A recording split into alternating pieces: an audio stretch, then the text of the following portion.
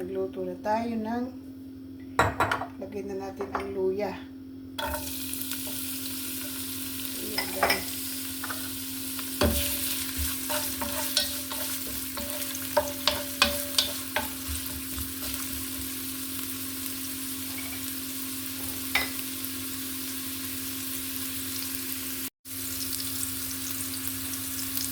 Lagyan na natin ang bawang at sibuyas.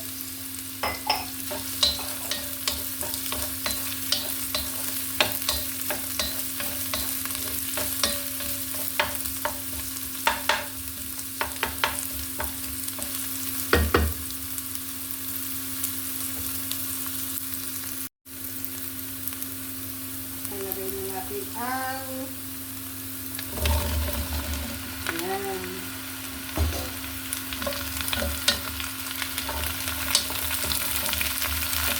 Lagay natin siya ng konting tubig para hindi siya masunog.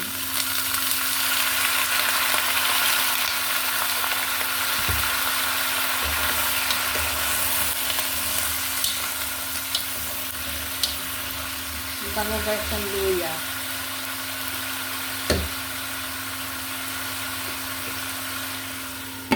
Natin.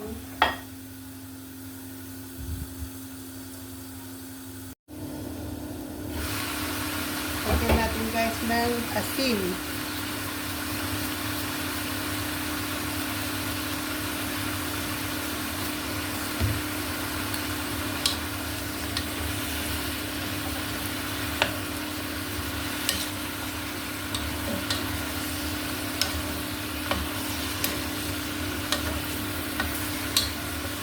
Ang bango ng luya.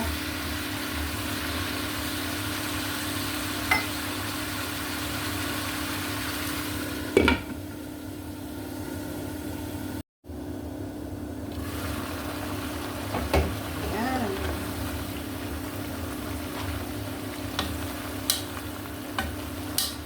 Parang gusto kong lagyan siya ng alamang. Lagyan natin siya ng alamang.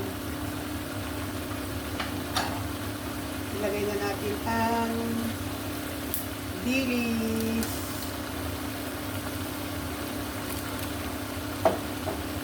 Lagyan na natin ang sili.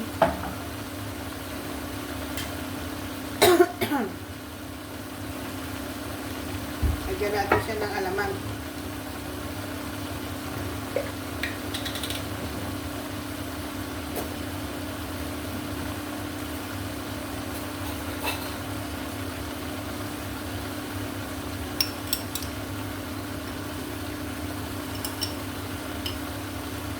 Ginisa na yan guys.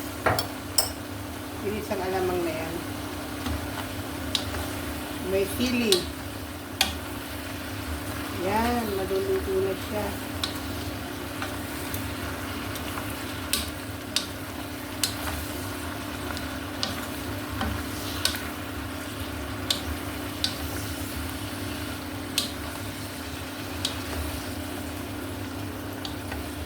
Madali lang naman maluto itong papaya. Ilagay na natin ang gata.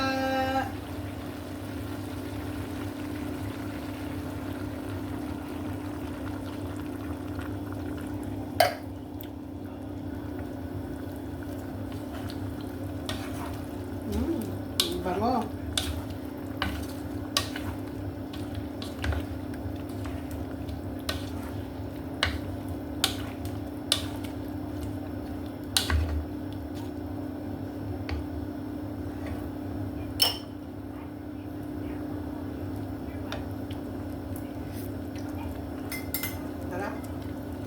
Manghang.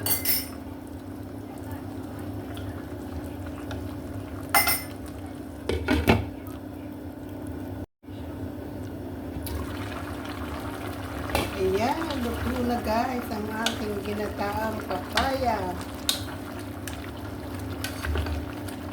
Tingnan natin.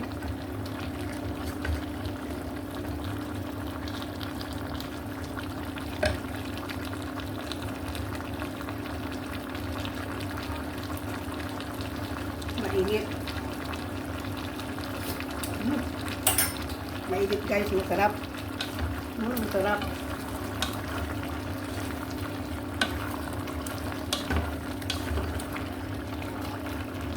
Wow, ang sarap guys. Okay guys, kain na tayo. Luto na ang ating ginataang papaya. Yan o. Nag-iba ang kulay niya kasi nilagyan ko siya ng ginisang alamang. Kaya nag-iba ang kulay niya. Kainan na.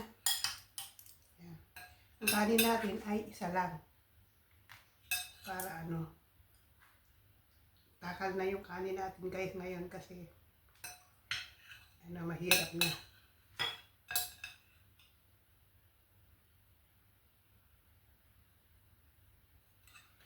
Yan, kain na tayo.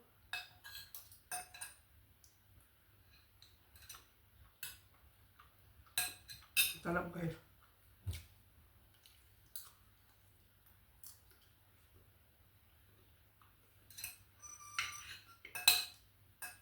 Mananaan siya.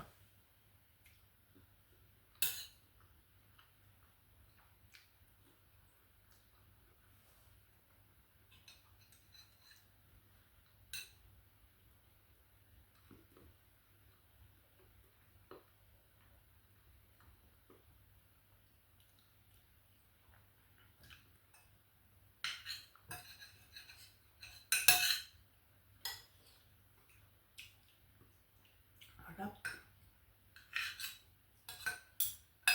Nakakita kasi ako ng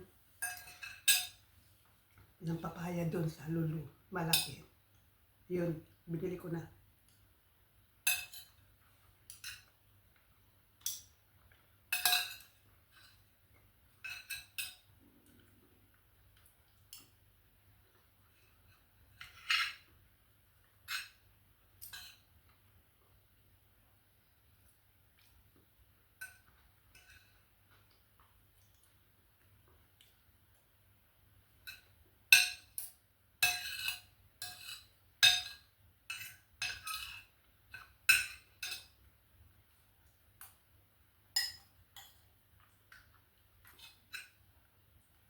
Sarap guys ng papaya.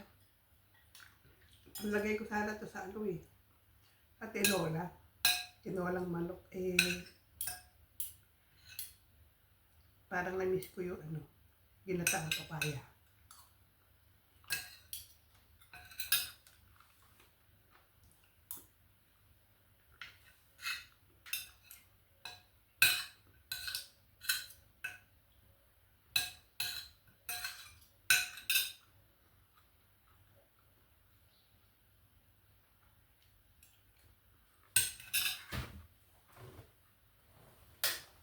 Sarap.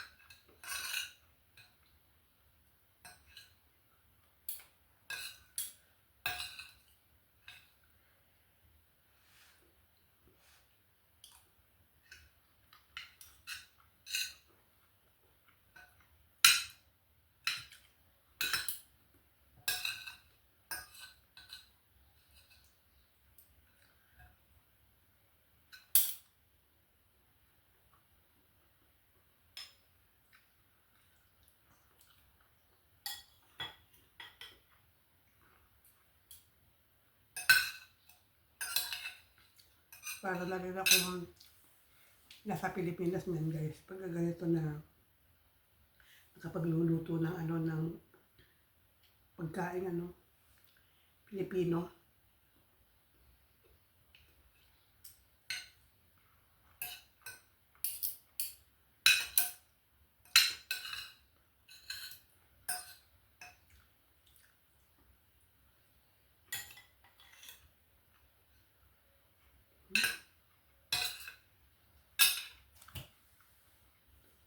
Yung anghang niya, nag-aagaw yung anghang ng sili saka anghang ng luya. Kaya masarap.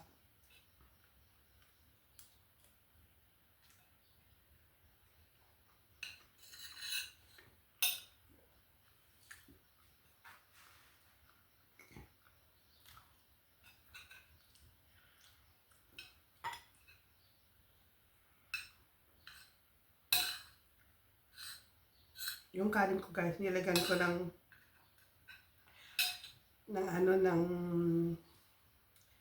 isang ganon na cup na maliit na pang na malagkit. Sinamahan ko.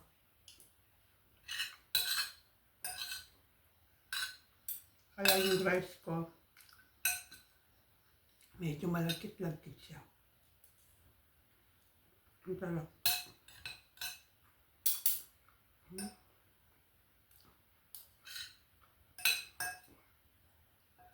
Kaya tinatakal ko na guys yung kanin ko para sa kanin diet. Pero sa ulam talaga. Pag ubos na yung kanin ko, ubusin ko na lang yung ulam ko.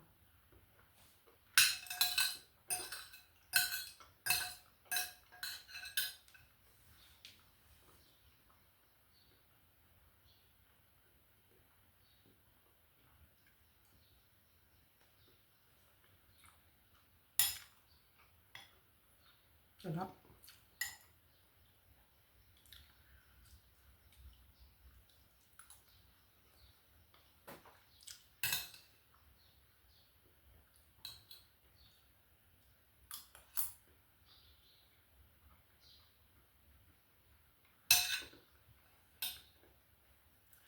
Puro ginataan ngayon ng nailuluto ko kasi.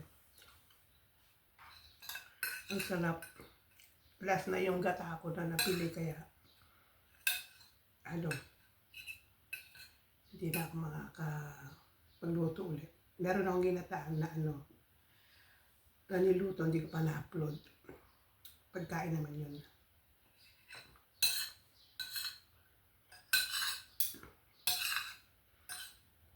Nakakabuisit guys, kaya ngayon ginagawa ko pagka nag-upload ako ng video, sinasamahan ko na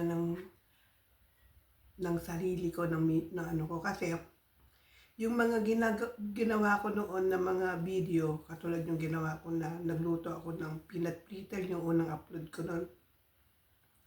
Alam nyo guys, reuse content daw. Hindi. Parang ganon.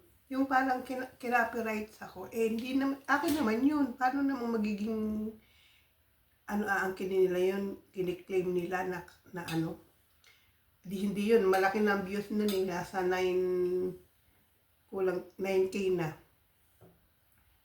Tapos, yung isa na naman ginawa ko, yun namang gumawa ako ng dates jam. Ganun din. Ba't ako nila, akin naman yun, ako naman na nag-video nun. Kaya ngayon talaga guys, gagawin ko talaga habang ko, tapos hindi, makikita na yung mukha ko na ako talaga ang gumawa nun. Kakainin ko yung ginawa ko para hindi na nila maka-copyright, claim nila. Ano ko ba, kung kailan yung malaki na ang views, saka yun ang kinukuha nila. Nakakaasar.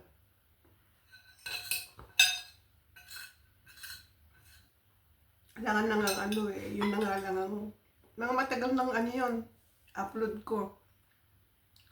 Kung bakit nila, pag matagal na, kung nakikita nila lang nila yun, yung kiniklaim nila. Tuloy yun, paano pag paano pag kikita yun kung wala na siyang ads. Di-red talaga. Kaya yun. Kaya ginagawa ko ngayon guys, pag magluto ako, hindi, makikita yung mukha ko na kumakain para hindi na nila ma-claim, ma-copyright. Ako naman ang gumawa talaga. Ako nagluto nun. Ako ang bakit sabihin copyright. Ko sa'yo YouTube, sa'yo lolo, bakit pinapayagan mong ganon?